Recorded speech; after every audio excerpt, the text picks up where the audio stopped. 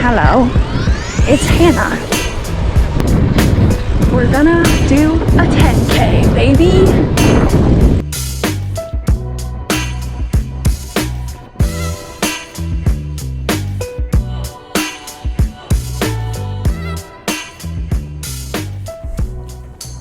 Hey there, so I thought I'd make a nice little recording of doing the IDSA 10-kilometer race, because I thought that'd be a fun background to today's video. It's all about, let's go to the page, it's all about a healthy LDP training mindset. So this is kind of like, not exactly training advice, but advice on how to understand training better. So this could be useful from commuting to not getting an overuse injury to racing if you want to get a little bit more involved, but I'm going to try to keep it at kind of a basic level. So yeah, in the background, I got the 10K race from the IDSA, and I thought it was a good fitting theme because my body's super worn out after doing not the IDSA race, the Lidiga stage race, and I'm kind of in a recovery period. So I thought, let's talk about staying healthy and recovering. This was an interesting 10K because I was just completely gassed. It was 90 degrees, and I hadn't been training. But I'm pretty pleased with how it turned out. And it looks kind of fast when you have a camera behind you. Anyway, let's start talking about the training. So let's think about that healthy training mindset, because at the end of the day, we're trying not to get injured. And if you want to train well, that's getting as much broken as you can without it being an injury. Because the whole theme of training, essentially what you want to keep in mind is we're damaging specific things so that way they come back stronger. What sort of things are we damaging? Of course, we're damaging our heart, and not in an unhealthy way, but we're training it way, of course. So you have your heart, your cardiovascular system, and then we have all these other things people also tend to ignore when it comes to endurance sports, but you have your bones, and that's part of the reason why we want to really ease into things. You could get stress fractures, of course. Then you have your tendons, another thing you can tear if you're getting into it too quickly. And keep in mind, bones get more dense the more you do weighted training exercises, which is why cyclists have bone density issues. But skating, great for my joints because it's technically a weighted thing, slapping those feet, like in this video. And then your tendons, as you weight them, they also increase in strength, which is interesting. You wouldn't think of tendons as a dynamic part of your body. Then you also have this thing called the fascia, and that is the casing around your muscles, essentially. It's like this fibrous white, fibrous white material that sheaths your muscles. It lubricates them. It helps contain them, so that way the muscle strands go in the way you want them to. Your fascia is something that's really important for stretching. And if you damage that, you'll have lots of mysterious pains as well. It's not as quite as understood as muscles, but that's a thing out there. And then, like massage guns that can break up your fascia and loosen it up. And then you also have your muscles. So your muscles, your tendons, your bones, anything gets irritated and this stuff will start dragging you down. So let's talk about damaging these muscles, bones, tendons, and heart in a way where they can heal healthily and improve, essentially. So I guess one thing to mention with damaging these muscles is you have your slow twitch and your fast twitch, right? And we're not going to talk about that too much, but that's something to keep in mind. Not only are we damaging these different muscle sets, but we're also damaging your muscles and your heart in a way that they work well. So skaters like Titus and Jason in New York, Kiefer Dixon, they're really fast sprinters because they're stopping and going all the time, of course. And then Paul Kent. I mean, of course, he's also doing fast twitch, pushing real fast, but he has that huge endurance base because he's damaging a lot of those slow twitch muscles doing all those long treads, etc. So let's talk about strategically damaging those muscles in a way where we can repair them.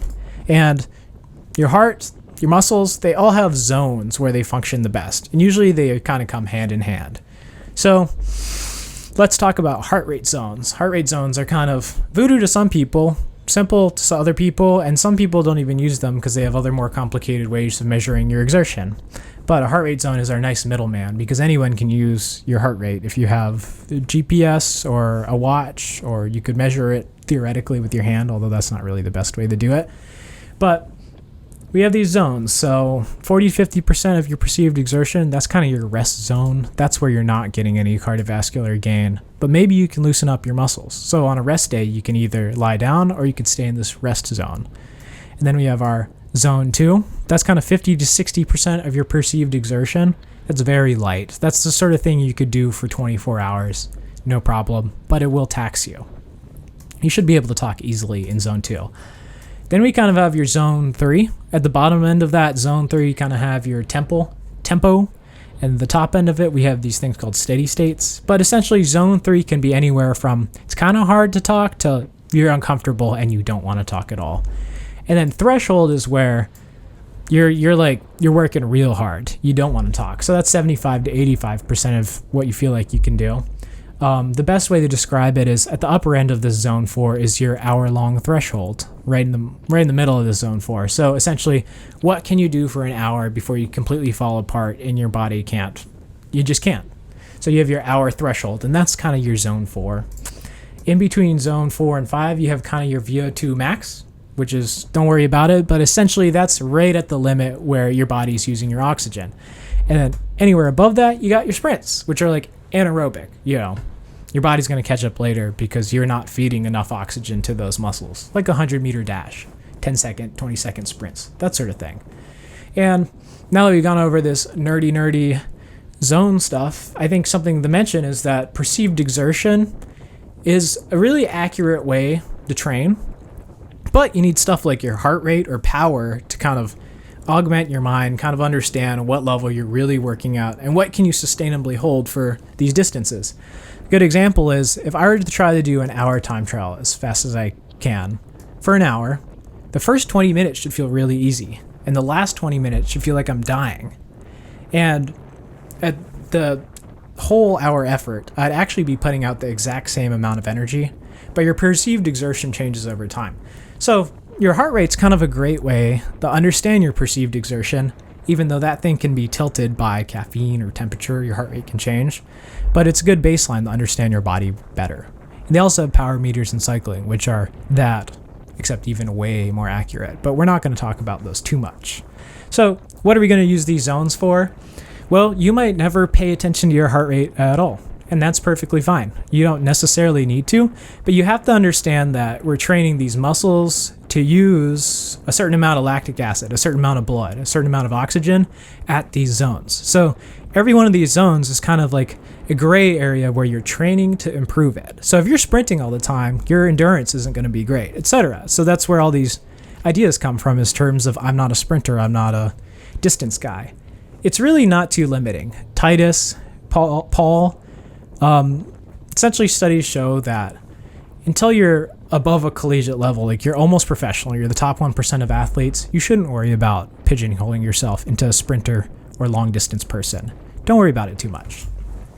So speaking of what are you limited at, you can do all sorts of stuff with this zone. A good way to describe it is your power curve in cycling. And they also have your heart rate curve. What can you hold for a certain amount of time? And that's essentially what we're doing in training. We're trying to improve these certain areas. I want to do an hour-long race. I'm going to train to improve this area of my zones. And you can also use that to determine exactly how much energy you have in a race, for example. Just kind of wild. You can figure out your zones, understand exactly what you have, and then apply that to a race to strategically give everything you got. Or if we want to keep it simple, we can just think about training, because this is what we're keeping it simple about.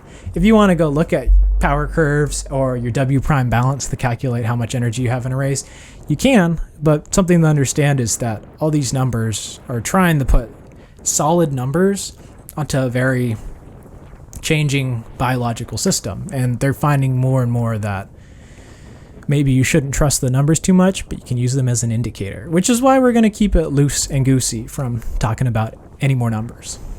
You can also say, like with Strava, the Strava app, where is it? There it is. They also have these things called the fitness and freshness score, and that's kind of an idea by Andrew Coggan that tries to explain how we can quantify with a little graph how fit you are by how much you can damage your body and how much it's recovering. And these little graphs can show you going up, that's your fitness. The little gray thing, that's your fatigue. And it'll tell you you need to lay off and do some easy recovery rides, and then you can still increase fitness but not get too fatigued. That's a good way to visualize everything, but you don't really need these charts per se. A good way to understand, if you want, like, instead of guessing how tired you are, and you want like a good budget way, is they have these heart rate variability apps where you can put your hand on your phone and then it uses the light on your camera to measure your pulse, and that measures your heart rate variability. And that's like a very great way to measure how well you've recovered from the source, your heart. Heart rate variability kind of measures how fatigued is your heart by how irregular are your heartbeats. It's funny, actually, if your heartbeats are more irregular, that means your heart's more plastic. It's feeling good.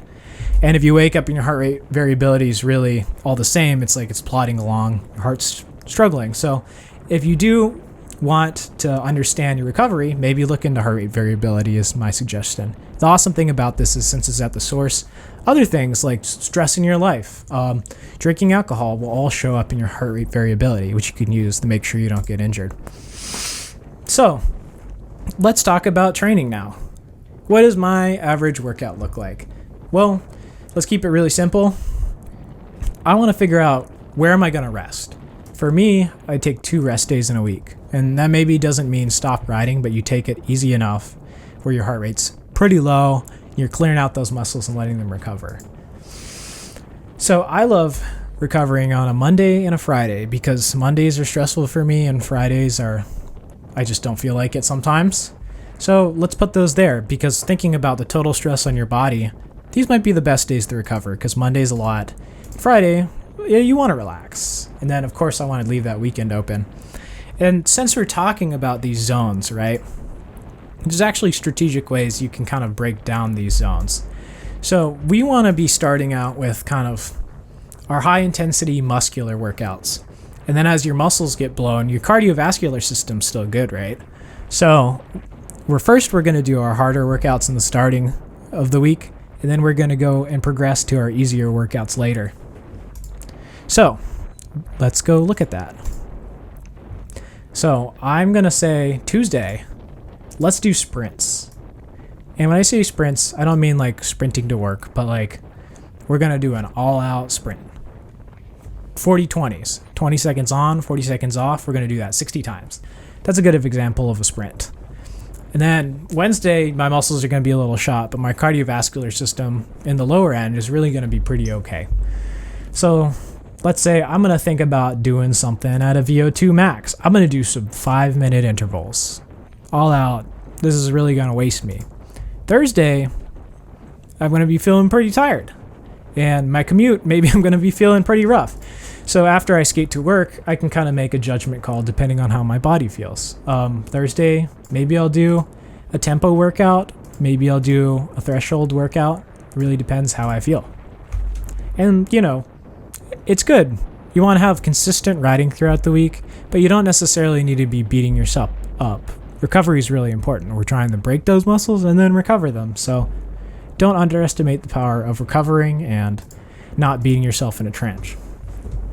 Now that we've got the weekend coming up, I have a lot more time to do long rides. So I like to plan it out where maybe I'll do like a nice tempo ride. So I'll do like 2 hours of riding at a medium level, or 3 hours. And then Sunday is an endurance day. And that's me probably, I don't know, go as long as you can, essentially, at a pretty easy zone. And the endurance zone is super important. I don't know if I probably should have emphasized this earlier, but sprints, VO2, all those really high level things, you know, all these really high, hard things on your body, they kind of give you a nice boost in fitness, but they also give you a lot of fatigue. So you've really got to balance out your riding and understand that a base in the lower effort stuff will pay dividends in the higher effort stuff later. So speaking of that, let's go look at the calendar. So then how would I structure this out? I have that 1 week, right, where I have my hard stuff in the middle, my long stuff on the weekend, increasing difficulty. Then what I do is essentially keep that trend going. So let me get a little, let's start drawing on this little map. So the first thing I'm going to do is start out with an easy week. Essentially, I have an event in April, and I want to train for this event in April, and we're starting in January. So the first week, I'm going to keep it super easy, all that zone 1 stuff. I'm going to really focus on just that. I'm trying to get a nice base, lots of easy, light riding, get my heart acquainted, get all my tendons and bones back into the groove. And maybe I'll do 2 weeks, honestly, of, here we go, 2 weeks of endurance or something. And then I'll start bumping it up. I'll do a tempo week, right? And then I'll just see how I feel. Start stretching the legs out, because something important to note is that after 2 weeks is really when you start seeing results from your exercising. So don't expect to see results suddenly. Slowly get into it if you can. And then on the 4th week, usually I take essentially a cycle of 3 for the months and the week. So 4th week is going to be an easy week. Not exactly a rest week, maybe more of an endurance week.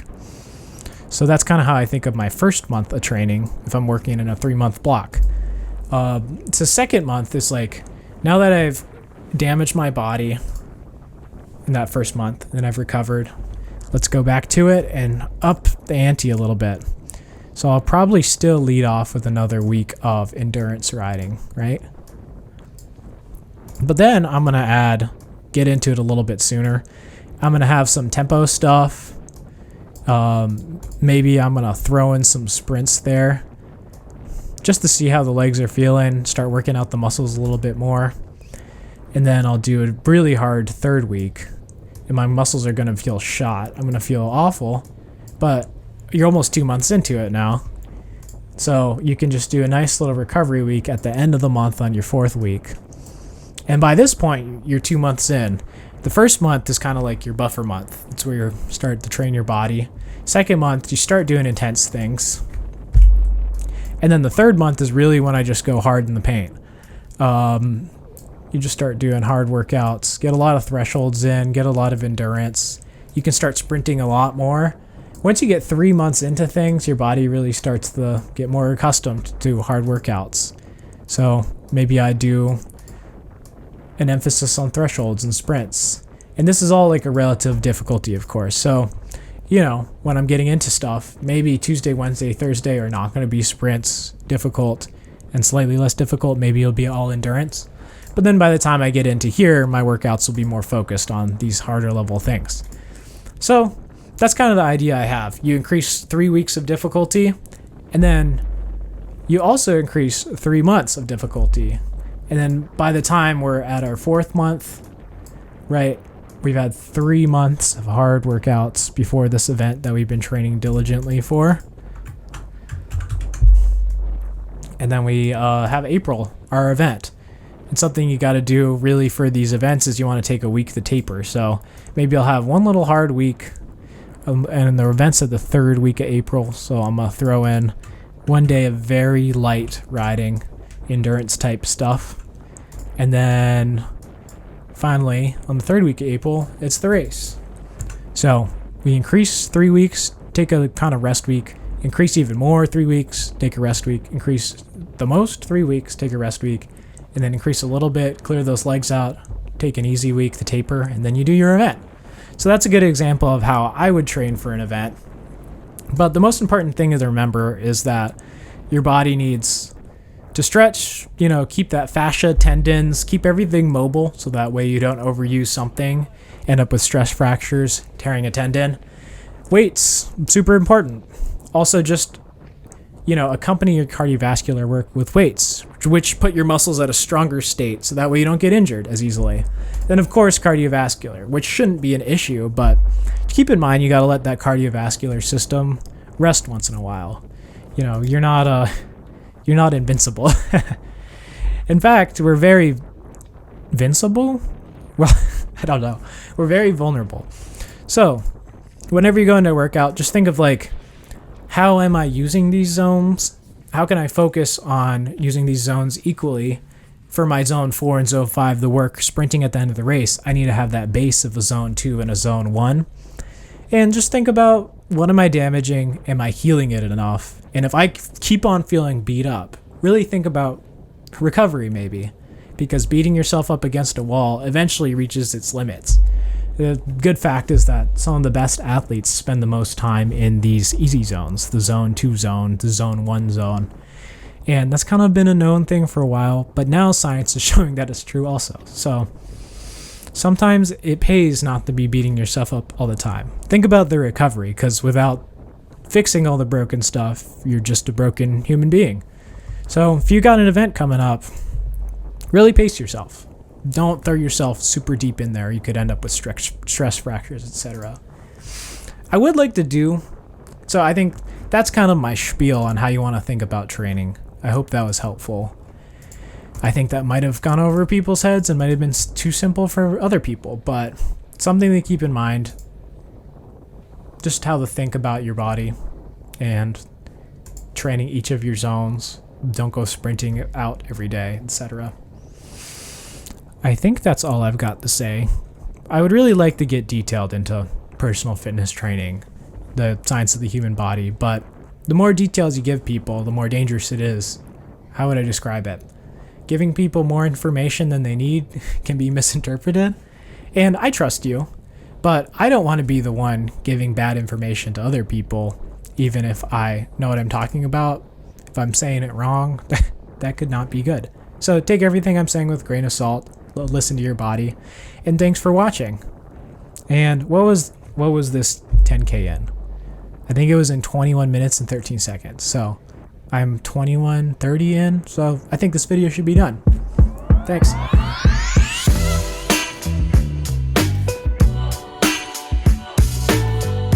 was hard. Trying to catch you after the turns was tough.